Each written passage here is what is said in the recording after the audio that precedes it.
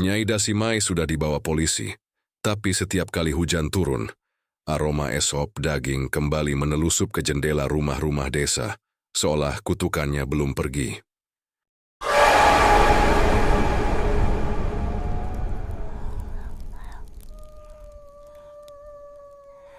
Di desa yang dikelilingi hutan rimbun Lampung, udara sore biasanya penuh wangi tanah basah dan kayu bakar yang menenangkan.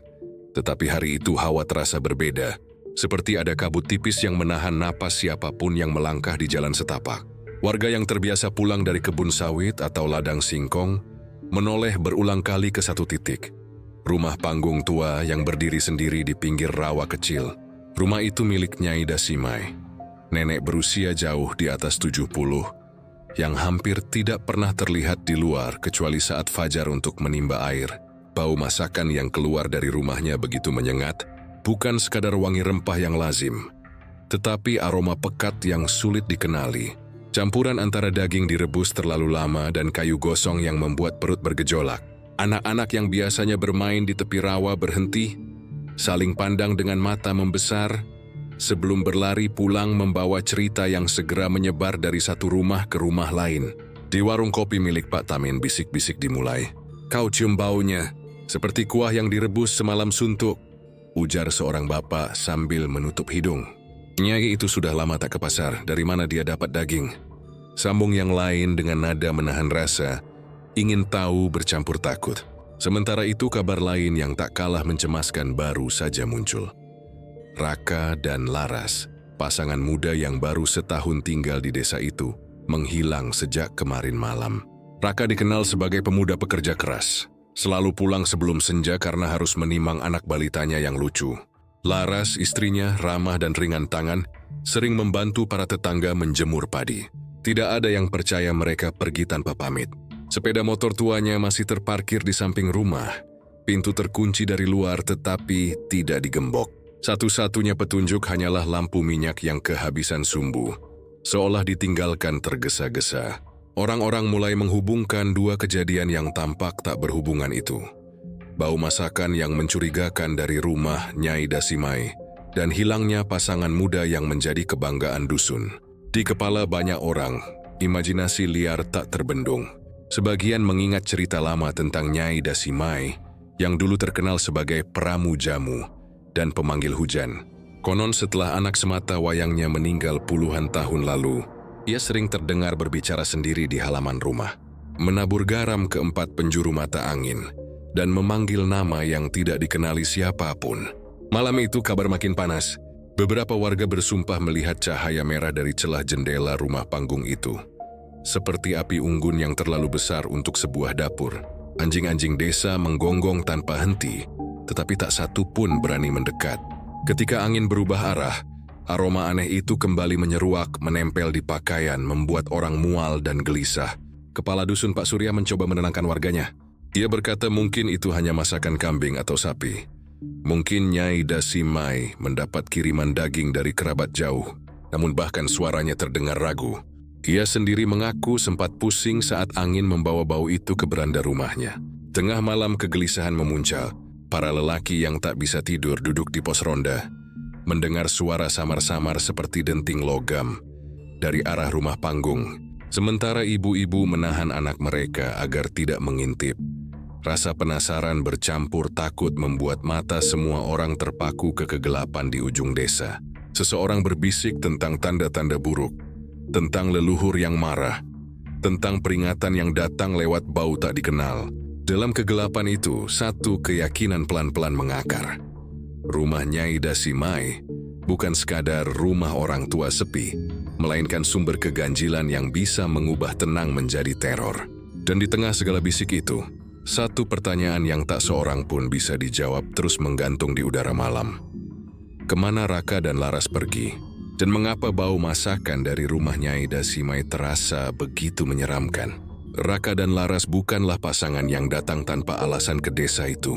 Mereka meninggalkan kota kecil di pinggir bandar, Lampung karena tergiur pekerjaan perkebunan kopi milik keluarga jauh Raka. Kehidupan kota dengan bising kendaraan dan biaya sewa yang terus naik membuat mereka merasa terhimpit, sedangkan tawaran untuk mengelola lahan warisan terdengar. seperti jalan keluar yang wajar bagi pasangan muda dengan satu anak balita. Ketika pertama kali tiba, mereka tampak membawa semangat baru.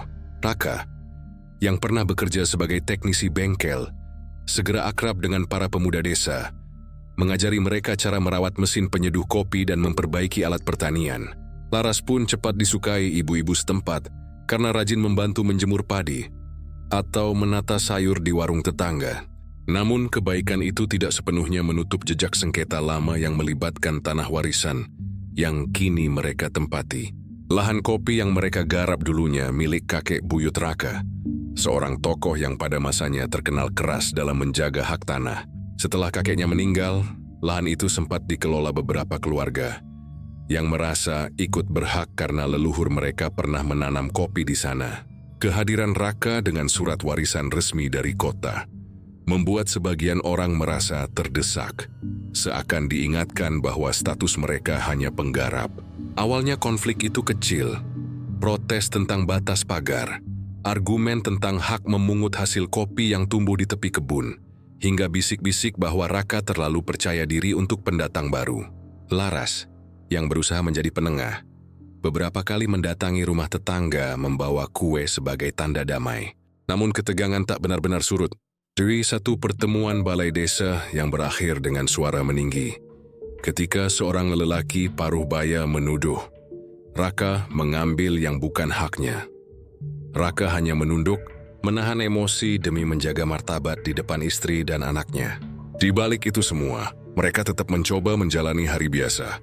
Setiap pagi Raka menggendong anaknya ke kebun, sementara Laras menyiapkan sarapan dan sesekali menulis surat untuk orang tuanya di kota, bercerita bahwa hidup di desa memang berat, tapi lebih damai. Mereka bahkan mulai menabung untuk memperbaiki rumah panggung kecil yang ditempati.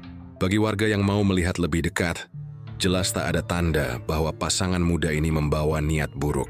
Tetapi di desa yang penuh kenangan lama, prasangka lebih cepat tumbuh dibanding kepercayaan. Saat Raka mulai membeli kayu untuk membangun pagar baru, sebagian orang kembali meributkan soal batas tanah, seolah setiap papan kayu adalah tantangan. Di warung kopi, nama mereka kerap disebut dengan nada sinis, seakan kehadiran keluarga kecil itu adalah ancaman tak kasat mata. Maka ketika mereka mendadak menghilang, semua yang pernah terlibat sengketa merasa jantungnya terhimpit. Bukan hanya karena khawatir, tetapi juga takut tudingan akan mengarah ke mereka. Motif dan kecurigaan pun bercabang kemana-mana. Ada yang menduga dendam lama, ada yang menuding urusan hutang, bahkan ada yang mengaitkannya dengan cerita gaib. Semua itu membuat misteri bau masakan dari rumahnya Aida Simai kian menegangkan. Karena setiap orang sadar, di balik senyum ramah Raka dan Laras, tersimpan riwayat yang bagi sebagian tetangga mungkin belum selesai diperhitungkan. Nyai Aida Simai pernah menjadi kebanggaan dusun. Sosok yang dulu disebut-sebut tangan dingin, karena ramuan jamunya mampu menurunkan demam, menyembuhkan luka, bahkan membantu ibu-ibu melahirkan tanpa komplikasi. Orang-orang dari kampung lain rela berjalan jauh hanya untuk meminta rebusan daun yang ia racik dengan hafalan mantra halus. Saat muda, ia dikenal cerdas, pandai bercocok tanam, dan fasih menamai ratusan jenis tumbuhan obat di hutan sekitarnya. Namun satu peristiwa mengubah segalanya. Kematian anak tunggalnya. Seorang lelaki yang konon hilang di hutan pada malam badai. Tak ada jasad, hanya sandal jepit basah yang ditemukan di tepi rawa. Sejak saat itu Nyai Aida Simai seperti menutup pintu kepada dunia. Kiwis berhenti menerima pasien, menolak ajakan warga untuk mengobati, bahkan menutup pintu rapat-rapat jika ada yang sekadar datang menyapa. Malam-malam di rumah panggungnya sering memunculkan bisikan yang membuat bulu kuduk tetangga berdiri.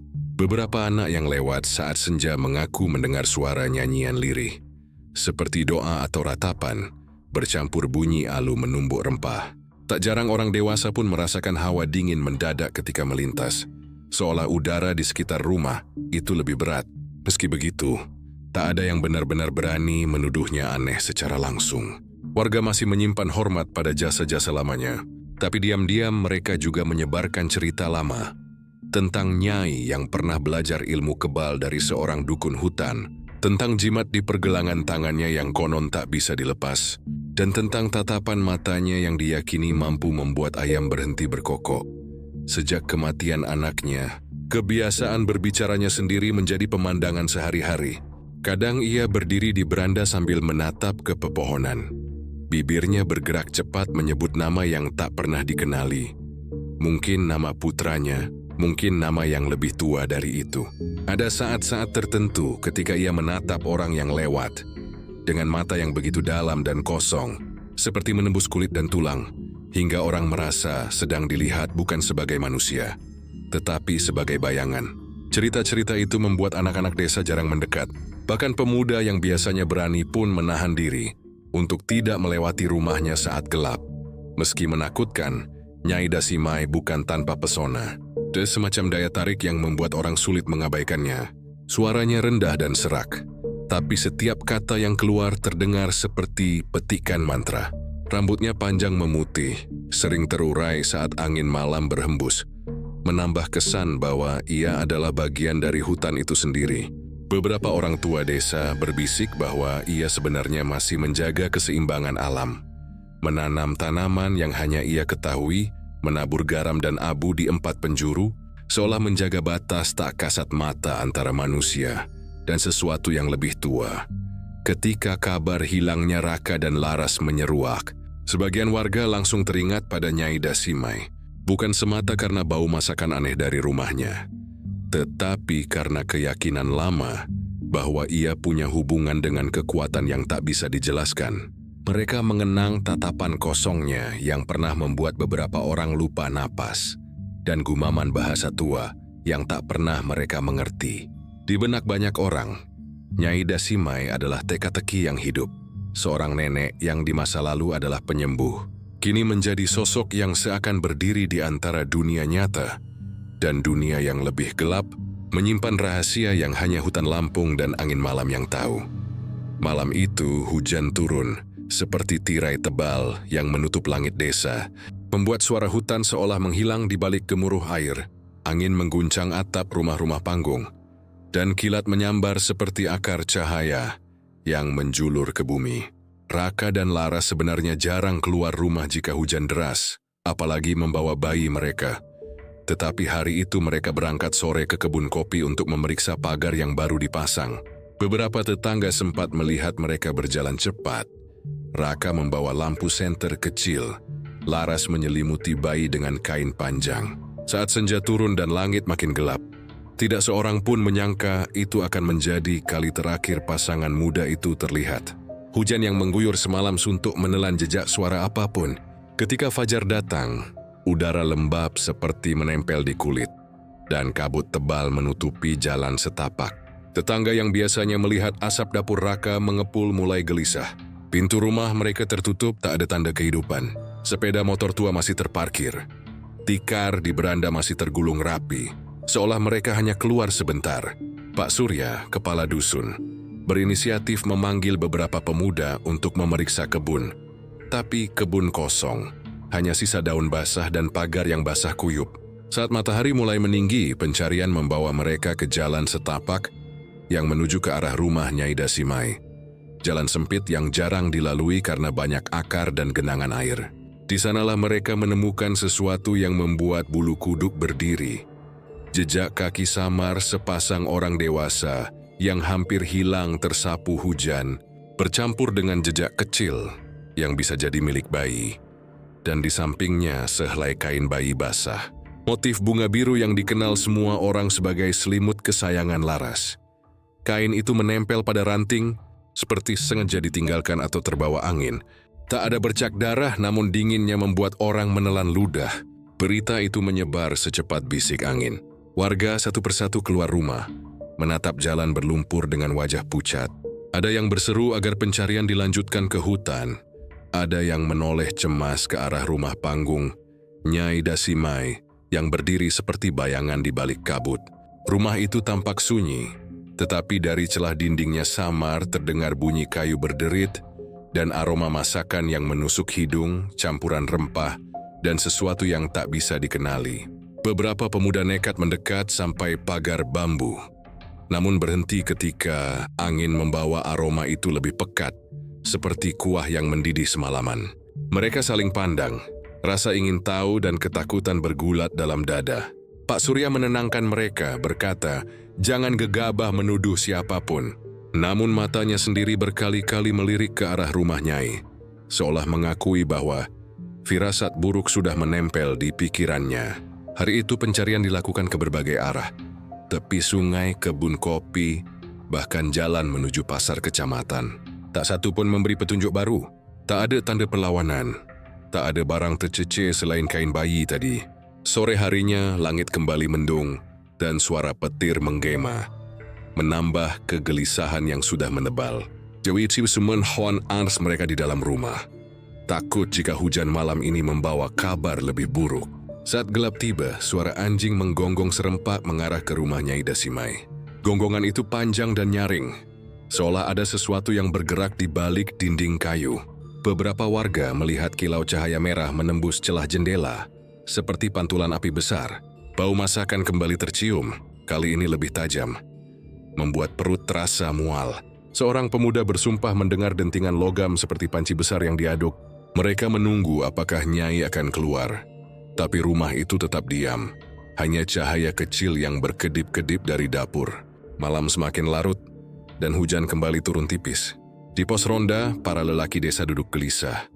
Tak berani mengambil keputusan, karena tak ada bukti yang bisa menuduh apapun. Hanya firasat yang membuat dada sesak. Anak-anak dibisikkan cerita agar tidak mendekati rumah Nyai. Bahkan esok pagi pun mereka dilarang bermain ke tepi rawa. Di hati setiap orang, pertanyaan yang sama terus menggedor. Kemana perginya Raka, Dut Laras dan bayi mereka? Dan mengapa semua petunjuk membawa langkah mereka mendekat ke rumah tua yang sejak lama dijaga hening dan rahasia? Malam itu desa kecil di pinggiran hutan Lampung, seperti menahan napas, menunggu sesuatu yang mereka sendiri tak sanggup bayangkan. Di pagi yang masih diselimuti kabut tipis, bau itu kembali menyusup ke setiap sudut desa. Jauh lebih kuat daripada kemarin. Awalnya samar seperti wangi kuah kaldu, tetapi lama-lama menebal menjadi aroma pekat yang seolah menempel di kulit dan rambut. Orang yang baru bangun dari tidur terbatuk pelan, menutup hidung, lalu menoleh ke arah satu-satunya sumber yang masuk akal, rumah panggung Nyai Dasimai. Angin yang datang dari rawa membawa aroma itu dengan gigih, seperti sengaja menggiring perhatian seluruh desa ke dapur kayu yang selama bertahun-tahun tertutup tirai gelap. Di warung kopi, para lelaki membicarakannya dengan wajah tegang. Pak Tamin, yang biasanya paling berani, hanya bisa berkata pelan bahwa baunya bukan seperti daging kambing atau sapi. Ada yang menambahkan, bahkan bukan seperti daging rusa yang biasa diburu. Warga yang mencoba menenangkan diri mengatakan mungkin Nyai mendapat kiriman daging kerbau atau sedang merebus jamu hutan. Namun logika itu cepat runtuh ketika bau itu tidak hanya mengingatkan pada masakan, melainkan menimbulkan rasa mual yang aneh, seperti wangi yang tidak seharusnya keluar dari dapur manusia. Menjelang siang, seorang anak laki-laki bernama Damar, yang dikenal usil dan penuh rasa ingin tahu, tak tahan lagi. Sementara ibunya sibuk menjemur padi, ia merayap melalui pagar bambu yang basah, embun. Dia menahan napas, melangkah pelan agar tidak menimbulkan bunyi. Dari celah papan dinding rumah panggung itu ia menempelkan mata. Apa yang dilihat membuatnya terpaku. Di dalam, panci besi raksasa mendidih di atas tungku kayu. Api merahnya menjilat-jilat dan uap tebal naik bergulung. Di permukaan kuah yang pekat, potongan daging berwarna pucat dan besar mengapung. Bentuknya tak mirip potongan hewan yang biasa dimasak. Damar merasakan hawa panas bercampur wangi yang membuat perutnya bergejolak. Dia melihat Nyai Dasimai berdiri di samping panci. Tubuhnya kaku namun gerakan tangannya lambat, seolah mengaduk dengan ritme yang sudah dihafal selama bertahun-tahun. Bibirnya bergerak-gerak tanpa suara. Mungkin sebuah doa, mungkin sesuatu yang lain. Ketakutan membuat Damar mundur pelan-pelan, lalu berlari tanpa menoleh ke belakang. Nafasnya terengah ketika tiba di rumah, wajahnya pucat. Dia hanya sempat berkata, "Panci besar, dagingnya aneh." Sebelum ibunya menatapnya dengan mata melebar, kabar pun menyebar lebih cepat daripada angin. Orang-orang berkerumun di tepi jalan, saling berbisik. Sebagian memandang ke rumah Nyai dengan campuran ngeri dan ingin tahu. Pak Surya, kepala dusun, akhirnya memutuskan untuk menengok ditemani beberapa pemuda. Mereka berjalan mendekat. Namun setiap langkah membuat aroma itu semakin kuat, menusuk sampai ke tenggorokan. Ketika mereka tiba di depan pagar, suara gemericik kuah mendidih terdengar jelas. Tidak ada suara lain, hanya desis api dan bunyi kayu yang pecah. Pak Surya mengetuk pintu pelan, memanggil nama Nyai Dasimai. Tidak ada jawaban. Yus mengetuk lagi, kali sini lebih keras. Masih sepi. Pemuda-pemuda yang ikut serta saling pandang. Sebagian ingin langsung mendobrak, tetapi rasa hormat dan ketakutan menahan mereka. Mereka memutuskan mundur sementara, berjanji akan kembali setelah musyawarah. Sepanjang sore, desa seperti dikepung aroma masakan itu. Angin membawa wangi pekatnya hingga ke rumah-rumah paling jauh. Anak-anak dilarang keluar, para ibu menutup jendela.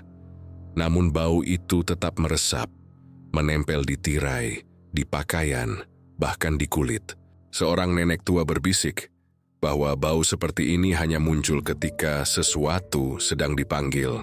Beberapa pemuda yang tadi ikut mendekat mengaku merasakan pusing dan mual tak biasa, seakan berdiri terlalu lama di dekat asap dupa. Menjelang malam, keberanian sebagian warga terkumpul lagi. Dipimpin Pak Surya, mereka membawa lampu minyak dan mendekat sekali lagi ke rumah panggung. Ketika sampai, mereka melihat cahaya merah yang lebih terang dari celah jendela, seperti nyala api yang tak wajar. Bau kuah kini begitu kuat hingga membuat mata perih. Pak Surya memanggil dengan suara lantang, kali ini menyebut nama Nyai berkali-kali. Dari dalam hanya terdengar bunyi panci yang diaduk perlahan, ritme konstan yang menembus kesunyian. Tidak ada langkah kaki, tidak ada jawaban. Ketegangan membuat waktu seolah berhenti. Beberapa pemuda menyiapkan diri untuk membuka pintu, namun Pak Surya menahan, memutuskan untuk menunggu hingga pagi sambil berjaga. Mereka meninggalkan rumah itu dengan hati berdebar.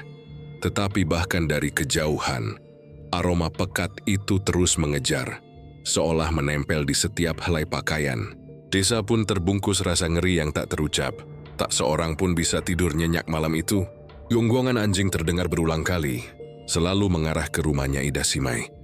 Dan setiap kali angin berubah, bau kuah daging yang aneh itu kembali menusuk, menandai bahwa apapun yang sedang mendidih di dalam panci besi itu belum selesai, menunggu untuk terungkap bersama rahasia yang lebih gelap dari sekadar masakan. Desa kecil itu berubah menjadi lautan bisik dan langkah cemas. Kabar hilangnya Raka dan Laras sudah membuat orang terjaga berhari-hari. Dan bau aneh dari dapur Nyai Dasimai membuat setiap bisikan menjadi kecurigaan. Ketika malam ketiga tiba dan aroma yang menusuk itu tak kunjung hilang, kesabaran pun habis. Pak Surya, kepala dusun yang juga dihormati sebagai Pak RT, memanggil para pemuda di pos ronda. Di bawah langit mendung yang menekan, mereka berdiri melingkar, wajah-wajah tegang diterangi lampu minyak. Hujan gerimis menambah rasa dingin. Namun tekad mereka sudah bulat.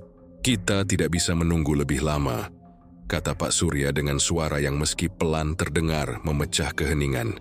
Jika ada yang disembunyikan, kita harus tahu malam ini. Satu persatu lelaki desa mengangguk meskipun tangan mereka gemetar. Mereka membawa lampu minyak, beberapa menggenggam bambu sebagai tongkat, dan melangkah beriringan ke arah rumah panggung Nyai Dasimai. Jalan setapak licin, kabut turun rendah, dan anjing-anjing kembali menggonggong panjang. Ketika mereka semakin dekat, aroma kuah kental itu menyambut, lebih pekat daripada sebelumnya, seperti dinding tak terlihat yang menahan napas siapapun. Rumah panggung itu berdiri dalam bayangan pohon besar. Jendelanya memancarkan cahaya merah oranye seperti bara yang menari. Tak seorang pun berbicara ketika mereka sampai di pagar bambu yang reot. Hanya suara panci yang diaduk perlahan, ritme yang konstan dan menyeramkan, seolah menantang mereka untuk masuk.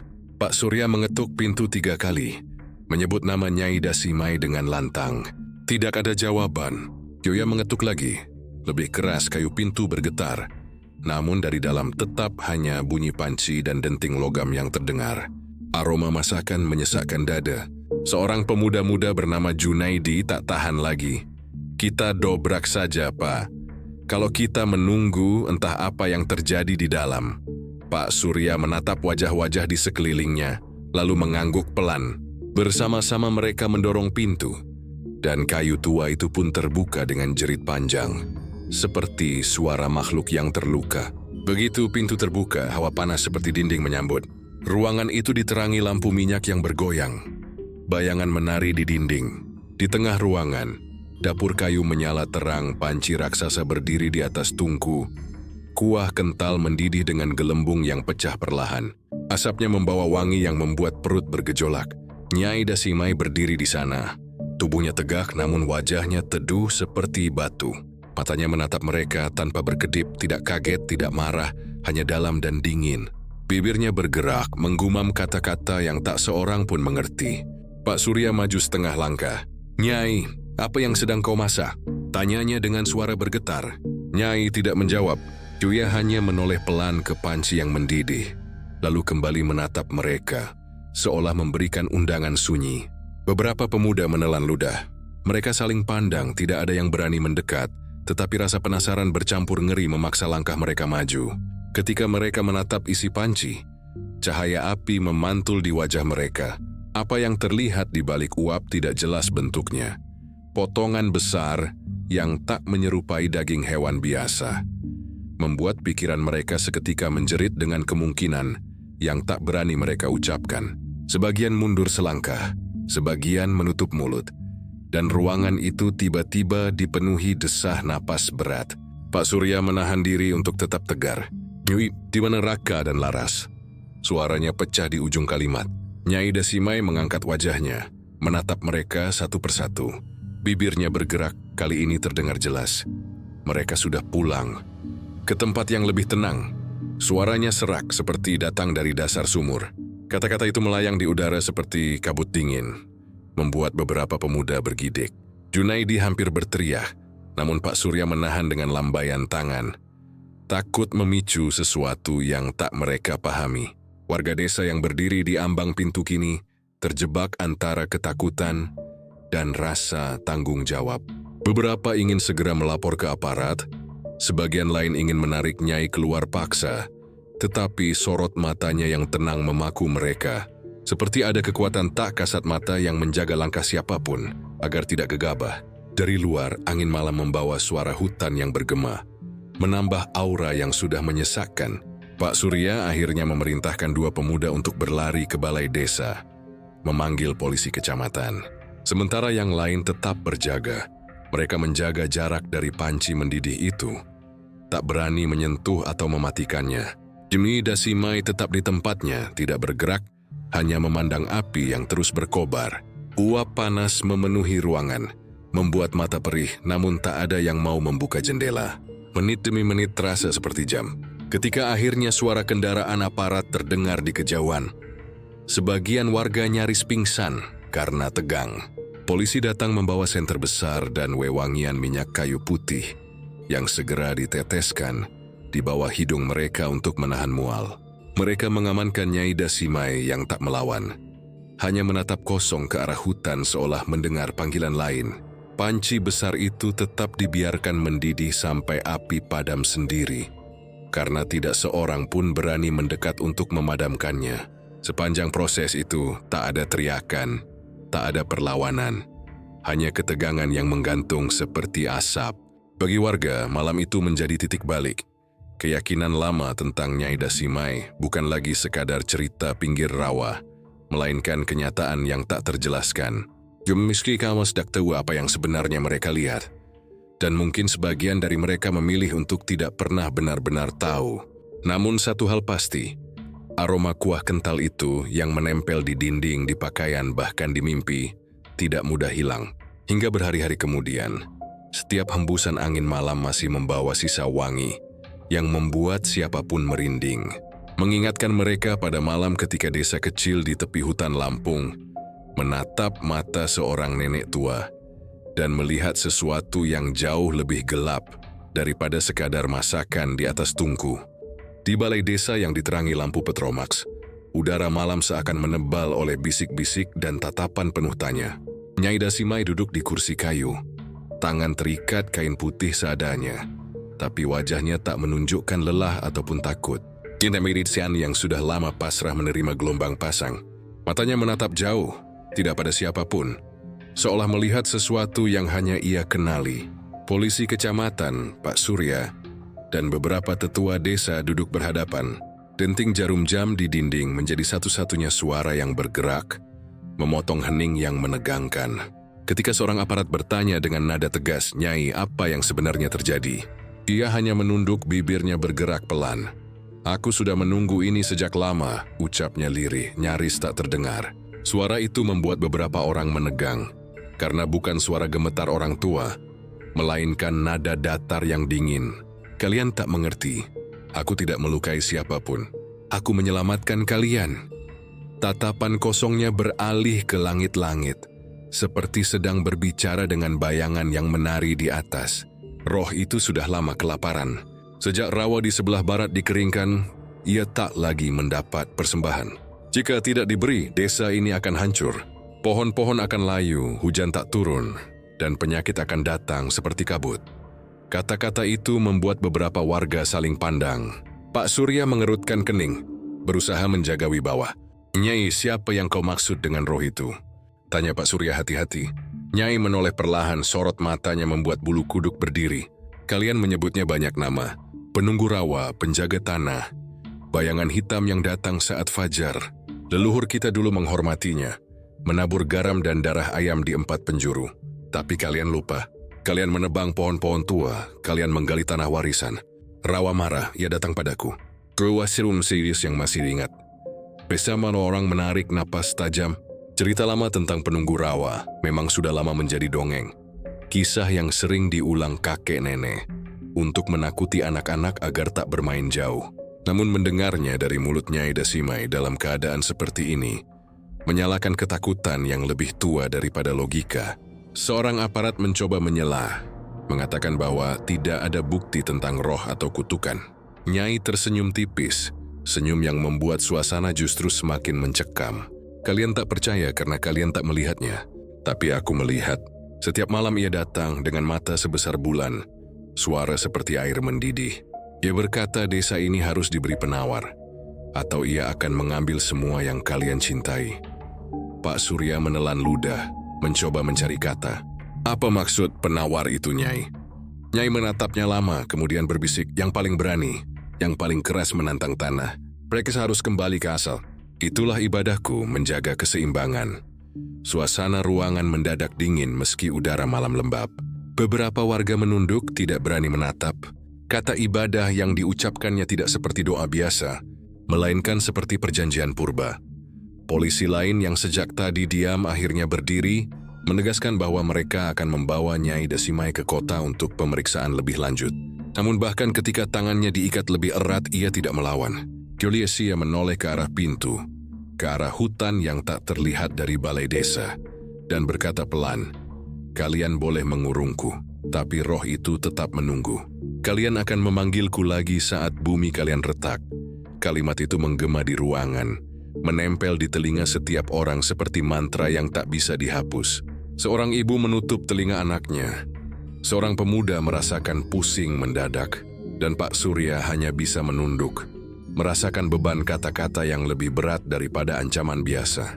Saat aparat akhirnya menggiring Nyai Dasimai keluar, angin malam berhembus dari arah rawa, membawa aroma samar yang tak bisa dijelaskan, seperti wangi tanah basah bercampur rempah yang terbakar.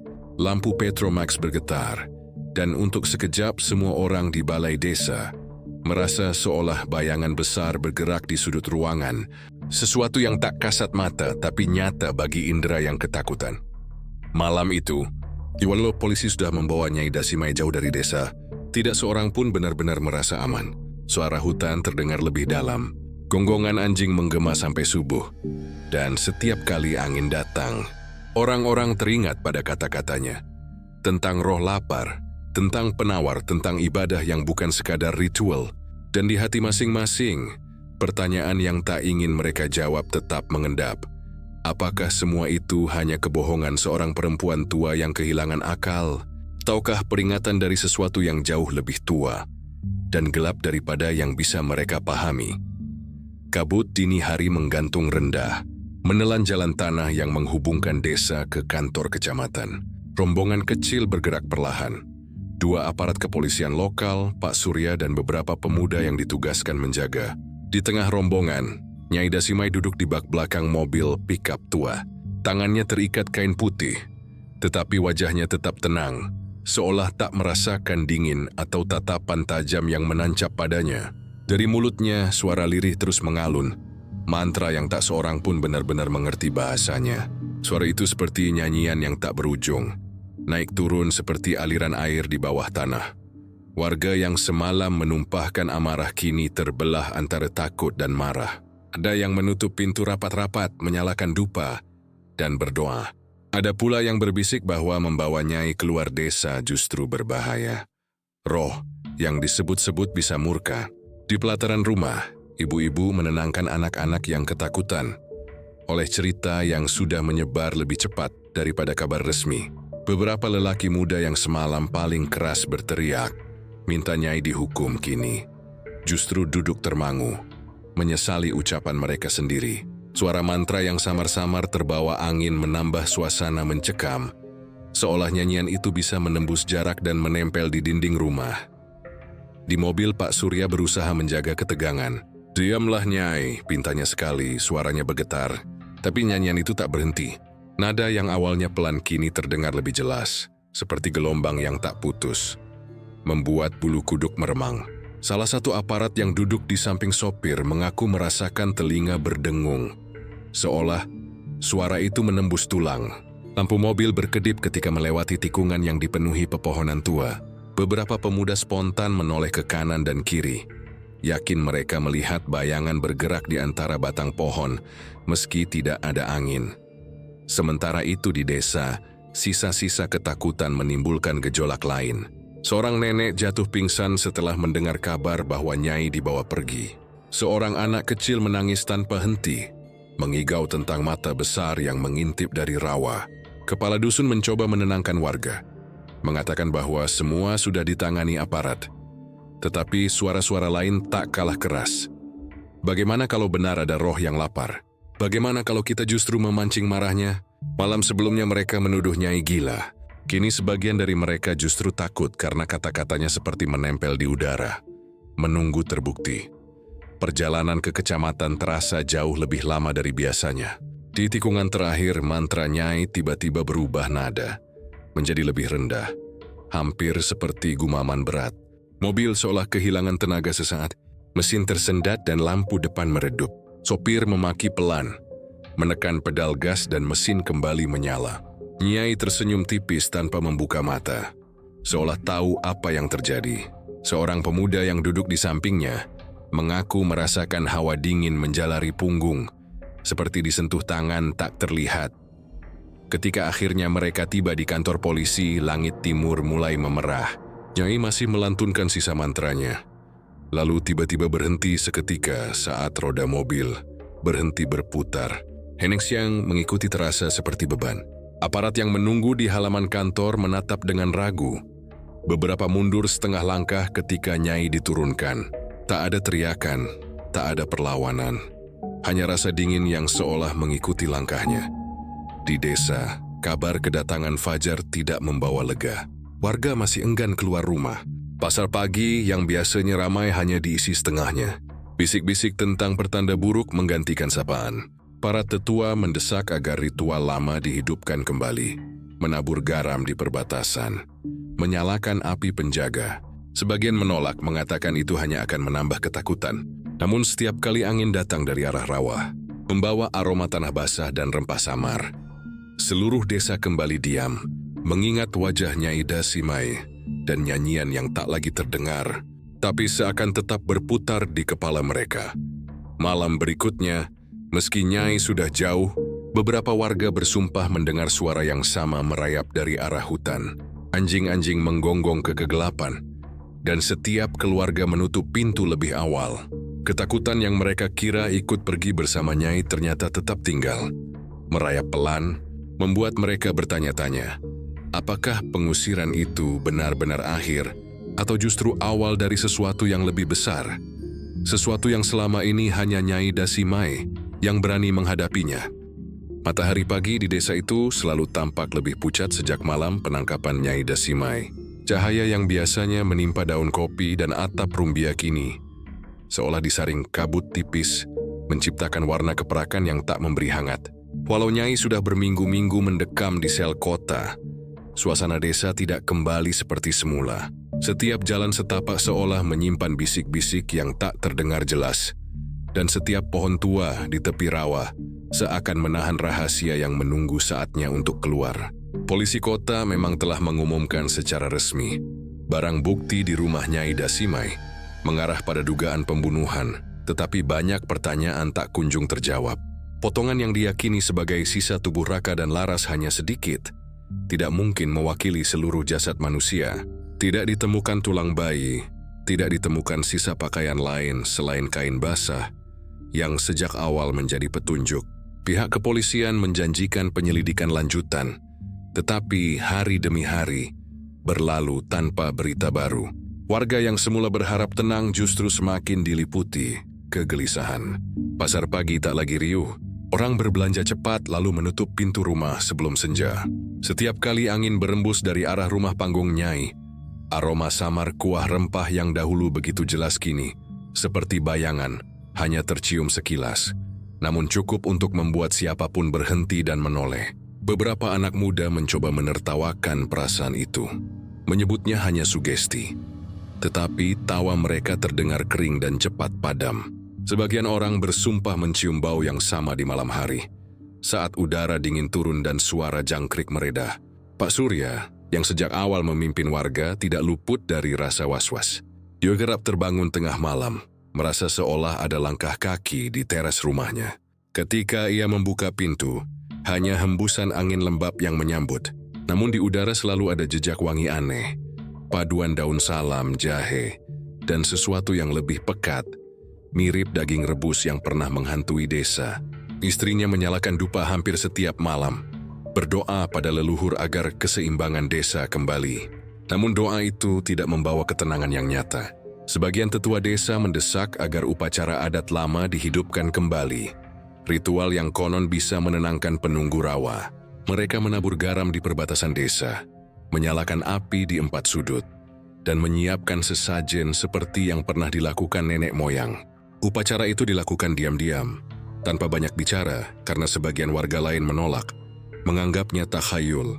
Namun bahkan setelah ritual itu, kabut tetap pekat di pagi hari, anjing tetap menggonggong tanpa sebab setiap menjelang tengah malam, dan aroma sup itu masih datang.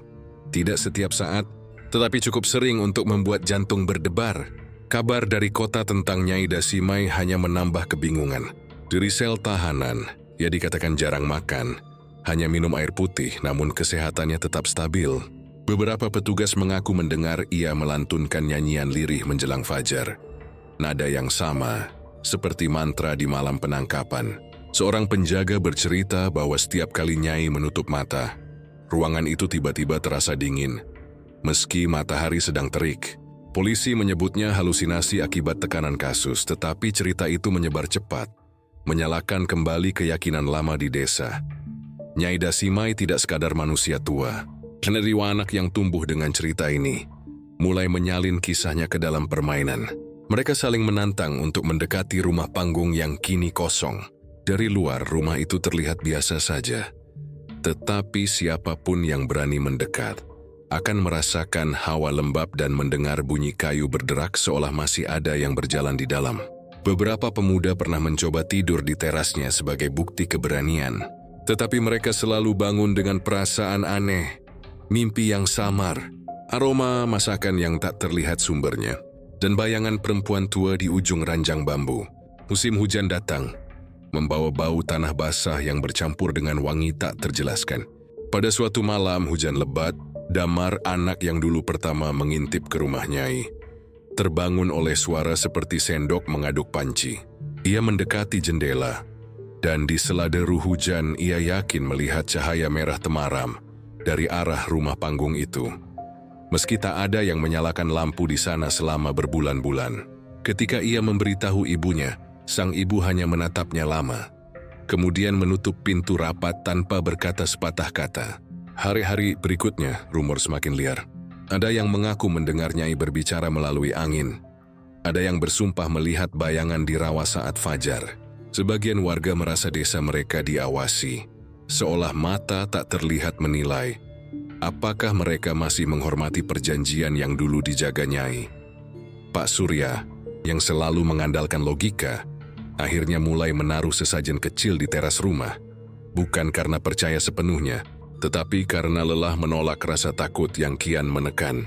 Meski aparat kota sesekali datang membawa berita perkembangan penyelidikan, tidak satu pun membawa jawaban tentang sisa jasad Raka, Laras, atau bayi mereka.